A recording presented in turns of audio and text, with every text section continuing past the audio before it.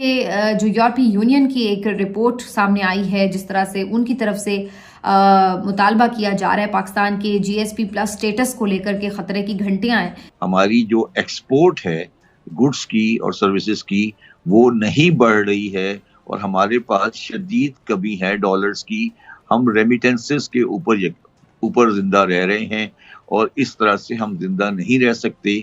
ये कैसा उल्टा हमारे मुल्क का एक उरूज जो है उसको जवाल में बदला गया, मैं तो ये हैरान होती हूँ। आपको पता है जीएसपी प्लस क्या होता है दोस्तों? जीएसपी प्लस एक बेसिकली पाकिस्तान को फैसिलिटी दी गई है। जीएसपी प्लस के तहत पाकिस्तान जो अपना सामान यूरोप को एक्सपोर्ट करता है उसमें पाकिस्तान को टैरिफ नहीं देना पड़ता, टैक्स नहीं लगता। ये जो मिलिट्री ट्रायल्स हुए हैं इसके हवाले से भी आपको पता है कि पहले भी यूरोपीय यूनियन ने इसके ऊपर काफ़ी आवाज़ भी उठाई और एक खतरे की घंटी उस वक्त भी एक स्टेटमेंट जारी करके बजा दी गई थी कि जनाब ये जो आपका जीएसपी प्लस स्टेटस है ये इसमें खतरे में पड़ सकता है। ये एक फैसिलिटी दी गई है। पाकिस्तानी यह समझने लगे थे कि हमारा अधिकार है, दिस इज आवर राइट, ये हक है, हक वक नहीं है।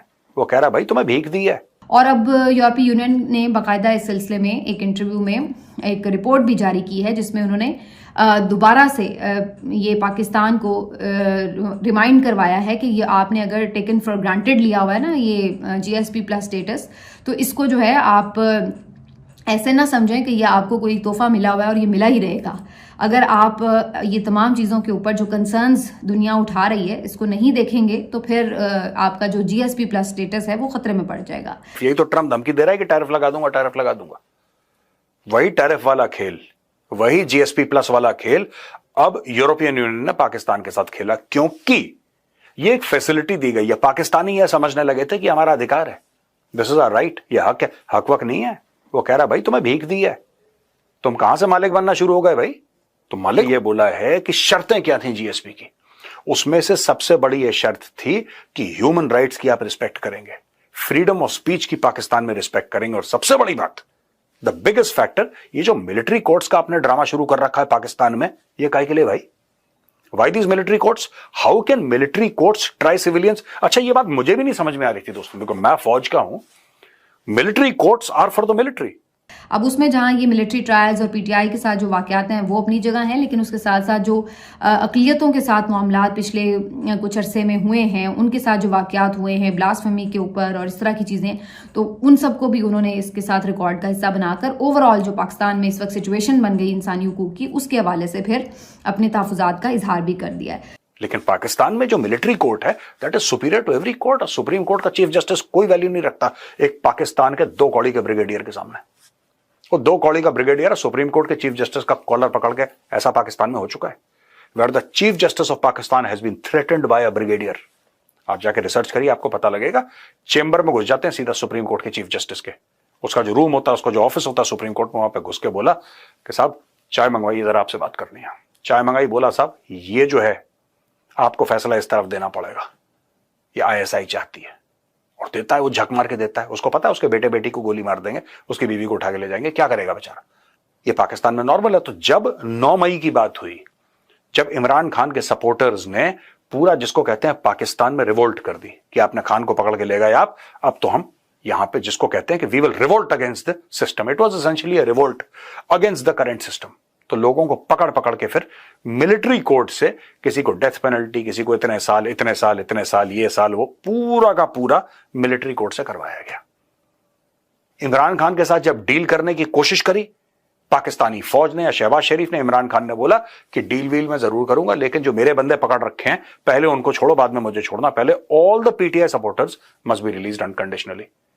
अब जब इमरान खान ने यह शर्त रखी तो इन लोगों ने बोला यार ये तो खान तो बड़ा डेंजरस आदमी है, इसको जेल में ही रहने दो। अब यूरोपियन यूनियन ने कह रहा है कि don't take GSP plus for granted. ये जो आप सामान यूरोप भेजते हो जिसके ऊपर हम टैरिफ नहीं लगाते हैं, इसलिए आपका सामान लोग खरीदते हैं, वरना आपके सामान में ना ऐसी कॉस्ट है ना ऐसी क्वालिटी है। तो आप ज्यादा खुश मत हो कि हम बॉल भेजते हैं तो उससे वर्ल्ड कप खेला जाता है। सारे के सारे वर्ल्ड कप वहीं पे सियालकोट में धरे के धरे रह जाएंगे, या गुजरावाला और whichever that village from where they make all these sporting items, सब धरे के धरे रह जाएंगे। सर्जिकल गुड्स बनाते हैं, ये बनाते हैं, कुछ नहीं, सब फ्लैट हो जाएगा, पाकिस्तान में सर्जरी हो जाएगी। GSP plus don't take it for granted, ये सीधा सीधा यूरोपियन यूनियन ने पाकिस्तान को धमकी दी है दोस्तों। ये जो टैरिफ वाला मैटर है ना, आपने ये देखा होगा कि ट्रंप ने किस तरीके से टैरिफ को एक वेपन की तरह भी, latest case and point is Colombia को धमकी दी। कोलंबिया का राष्ट्रपति बड़ा चौड़ा हो गया। कोलंबिया के राष्ट्रपति ने बोला, अच्छा ट्रंप तुम हमारे बंदों को मिलिट्री प्लेन में भेजोगे, हम नहीं मानते तुम्हारी बात, हम नहीं लेंगे इनको। ट्रंप ने बोल दिया, देखो बेटा, ऐसा गोल्फ खेल रहा था भाई अपना, ट्रंप गोल्फ खेल रहा था, गोल्फ खेल खेल ट्रंप ने बोला कि 25% टैरिफ लगेगा और अगर तुमने नहीं माना तो अगले हफ्ते 50% लगेगा। कोलंबिया का प्रेसिडेंट कहता, सर हम तो मजाक कर रहे थे, अब भेजो। कोई बात नहीं सर, कोई बात नहीं, doesn't matter, please welcome welcome. झुका दिया ट्रंप ने। वही चीज यूरोपियन यूनियन अब पाकिस्तान के साथ कर रहा है। इसीलिए मैं आपको एग्जांपल दे रहा हूं। हमारे पास अपने बैरूनी खर्चाजात को देने के लिए पैसे नहीं हैं, हमें हर हाल में रोल ओवर चाहिए। तो ये वो चीजें हैं जो पाकिस्तान को फेस करनी है।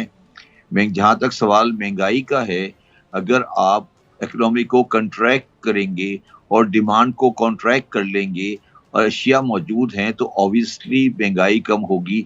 मगर मैं इस पे ज़्यादा कमेंट नहीं करना चाहता। मगर अगर ये कोई समझता है कि पाकिस्तान की मईशत अपने बुनियादी मसाइल को हल करके एक कदम आगे बढ़ चुकी है तो वो पाकिस्तान की मईशत से वाकिफ नहीं है।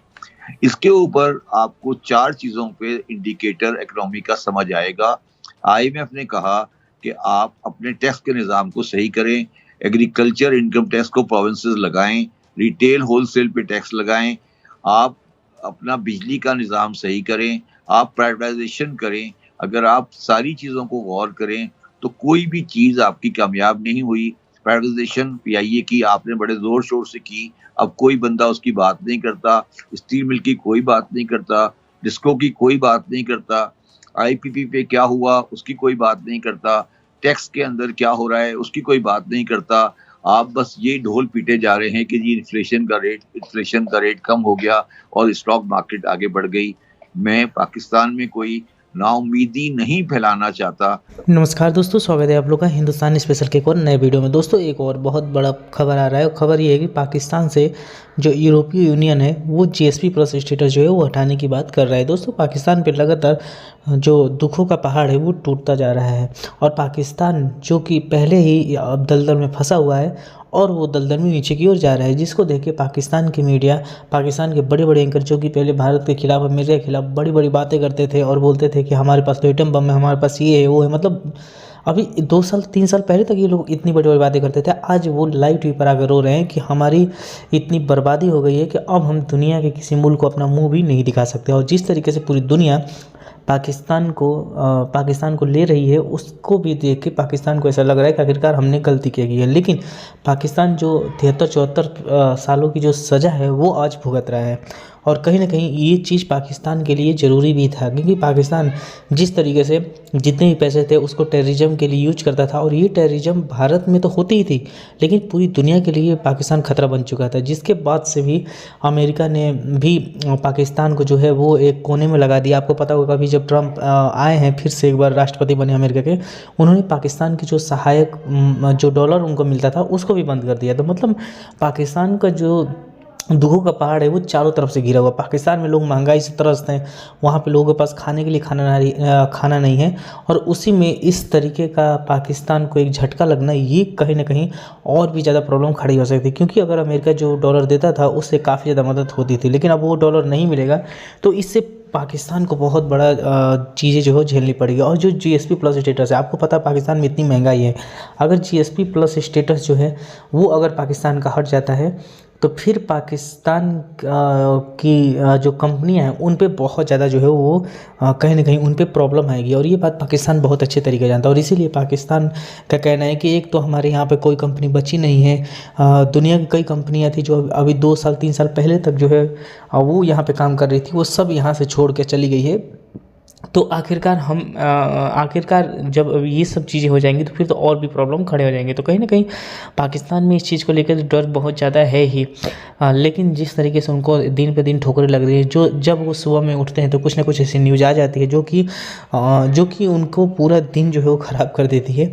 और ये पाकिस्तान का लगातार जो है वो ऐसा होता है। पाकिस्तान में किसी भी ऐसा दिन नहीं होगा जब बुरी खबर पाकिस्तान के लिए नहीं आती हो। तो दोस्तों बस आज में इतना ही।